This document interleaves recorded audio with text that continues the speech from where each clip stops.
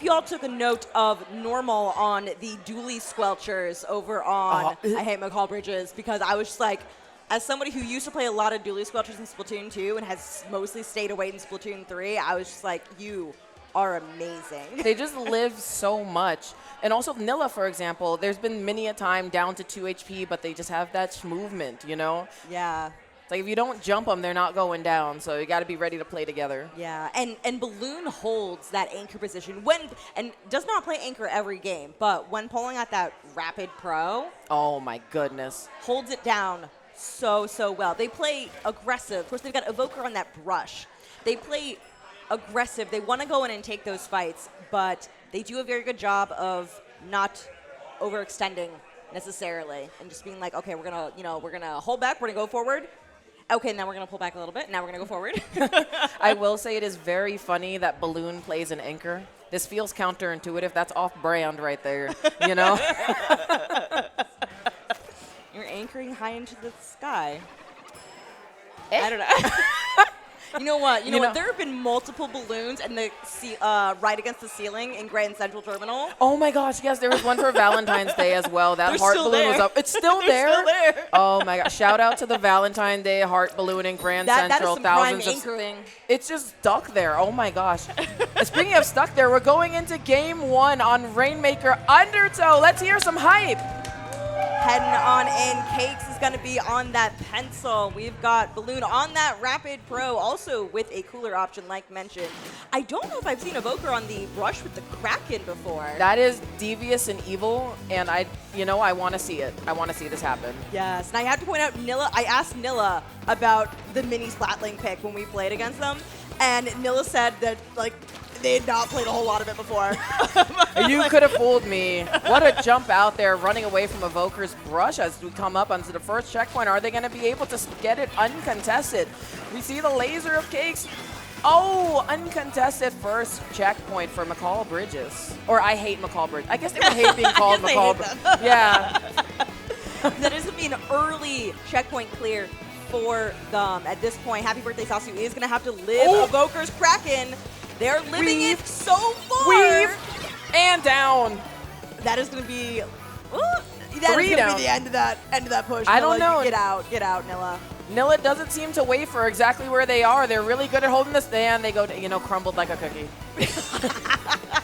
That is going to open the map up to Happy Birthday SASU, but only they don't go down to normal here, because as I said that, actually, I Hate McCall Bridges got back into mid really, really quickly. Swish, unfortunately, can't be swishing around, and Enemy Inc. is going to go down there. Cakes is alone at this point, holding this very important choke point, but Balloon's blasters forcing them away.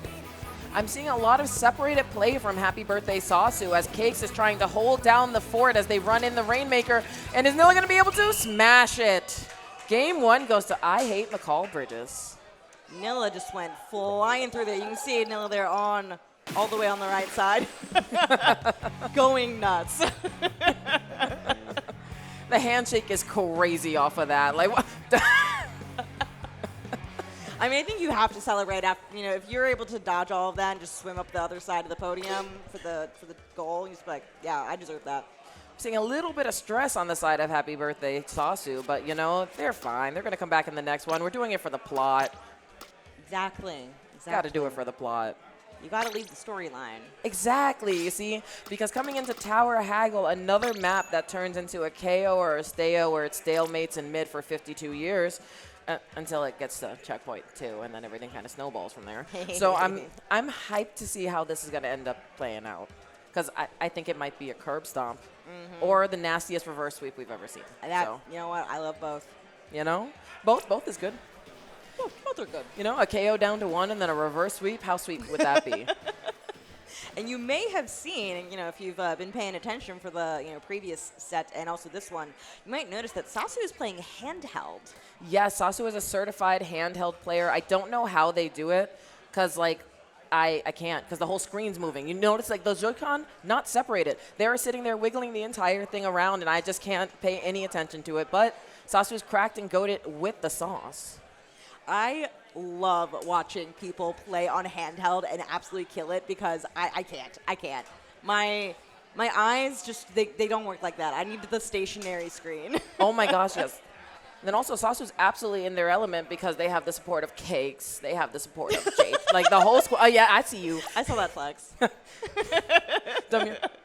Everyone out. There we go. See, there we got the waves. We got the highs. Yes, we see you too. Get into the game. Lock in.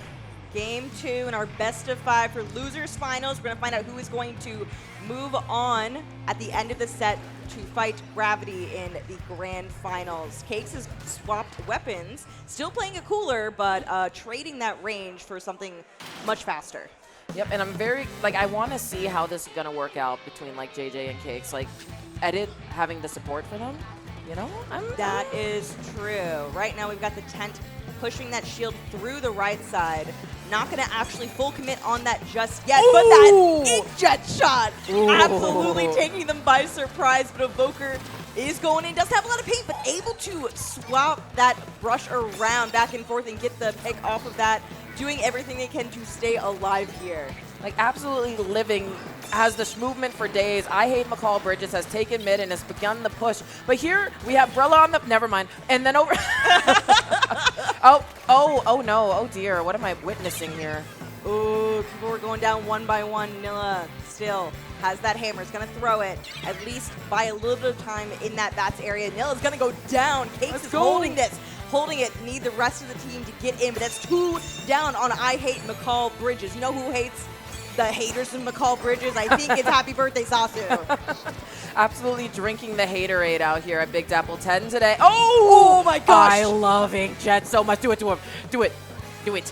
They did not, in fact, get the third one, but, you know, this can set them up. We've seen them get some really nasty 3-pieces with that Brella during the last set, so. JJ on that Brella is so good. Swish able to help get a pick earlier on, is going to go down there, so not translating into a whole lot of points yet for Happy Birthday SASU. And things are getting very, very aggressive on them. Evoker's just in the back line, evoking that will of a menace. Let's see if they jump out or they just maintain the pressure here. And, and Brella counters brush. Fair enough. We've seen it before. You go against 2 brushes on either side. There's not a whole lot you can do. Vanilla is forcing a fight on that top left area in the hut. Is going to hold here. They know they don't need to push this crazy hard yet. They play for life, get those picks in when they can. That was, I thought that was going to get some more picks, but Nilla still staying alive here. Normal going to go down there, which means that push is gone. That is over, but we've a little more than half the time left to go, which means that this is going to open this up for Happy Birthday SASU, and I've cursed JJ. I'm sorry, bro. I will, like, this is what I was saying earlier. This map is so incredibly stalematey because, and then, you know, we're commentating cursing everything. I'm like, oh, look, it's stalematey, and then we get a wipeout immediately. You get cursed, and you get cursed. At least it's equal opportunity. I Hate Mikal Bridges.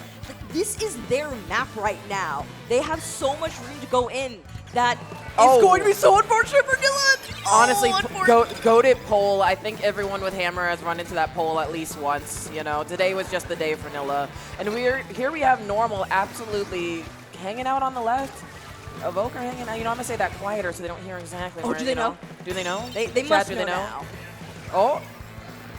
Yeah, they got to know now because you see, I Hate Mikal Bridges already has the first checkpoint broken, but it's still anyone's game because, again, this is, in fact, incredibly stalemate-y. It is. And, you know, like, as aggressive as they've been, they haven't gotten past 42 yet. Right. Second Still checkpoint's unbroken. Very doable to beat that. However, as we say it, the full aggression. Oh, we got a Inkjet from the back. Oh, let me see. Come on, get Nilla with that. Oh, there you come on. Come on. You know, they're so weak. They're going in with the rest of the team. Swish trying to stay alive, but not able to get that Brella shield out just yet. It's going to be JJ holding this with 3 people on them. Going to need to stay alive, but there's not a whole lot you can do in that situation. Cakes trying to hold it down here. I see SASU's dropping. SASU's getting chased by Evoker. That check is about to clear, and when that happens, it's game over, but it's not game over just yet. Evoker's holding on for dear life, hanging out, but manages to get the trade off. But here's Happy Birthday SASU's chance to get into mid, get some space, and get something happening. They're going to have to get a lot of mid painted. They need a lot of turf, and I think they're just going to be very, very careful of these specials coming in. We don't have any GG specials from I Hate Mikal Bridges, but I don't think they need those here. It doesn't seem like it so far, especially with the way Happy Birthday Sasu's been running in head first. Yes, Sasu getting that kill. Needs to stay alive here, but there's two on them. There's no way. Swish is going to have to hold this down with the Umbrella Shield and Azuka that misses. I'm witnessing this. Cook, anyone can cook, Ratatouille style. Can you? Oh my God! JJ, what are you doing? What was that? Hey, Mods, check the VOD. Mods, check the VOD. What was that? Oh my, JJ! JJ! How are you doing this? JJ had found the 2 pixels of ink in between an umbrella and a wall. Oh, here comes a reverse push that we've been looking for. They're going to have to hold on to this for a long time. 3 down! 3 down! 3 down! This is a perfect opportunity! So we're saying there's a chance. Because like you said earlier, there is no GD Booyah. As long as JJ can win against Evoker over on that left side and remove that brush and not get pinched by Normal over here, we see going up on Yopal. Oh my gosh. Get it! Get it! The Kraken! The Kraken! You have to clear it! They can't!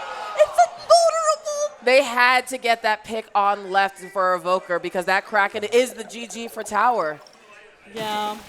We love to see it, hate to be it, but here we go to, guess what? It's not a best of 3. We're looking at a best of 5, which means we're either going to see a reverse sweep or something in between.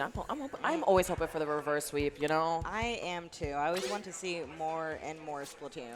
Oh, nothing makes my day more than seeing Splatoon. I get to be here at Big Dapple 10 in a fancy dress with my fancy Grizz commentating Splatoon. Oh, I am in heaven. I peaked. This I know. is Max. Also, I just gotta say the vibes here have been.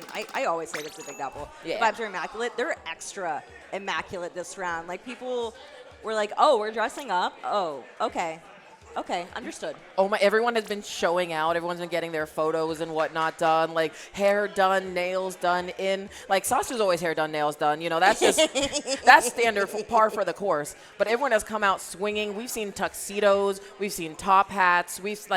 Oh, the fits have been immaculate. Yeah, Sasu was in a golden dress earlier. And brought an outfit change for commentating Grand Finals. But as you can see, Sasu's in Grand Finals, losers, but over there. But yes. Well, in the Grand Finals block of way. commentary.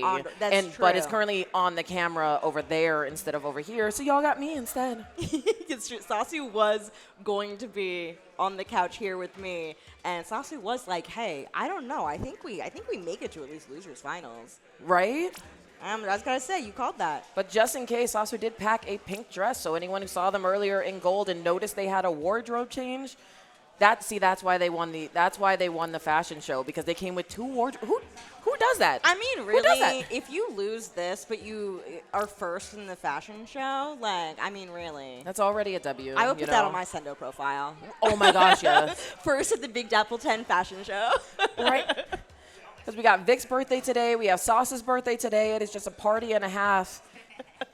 We do love the party vibes. They will be partying up just in a second here on Splat Zone's Umami we're heading into. Oh gosh, Umami will make you say, ooh, mommy, every time. Umami? Sorry. Sorry, mommy, sorry. Sorry. Here we go, let's hear some hype. Game 3 of loser finals.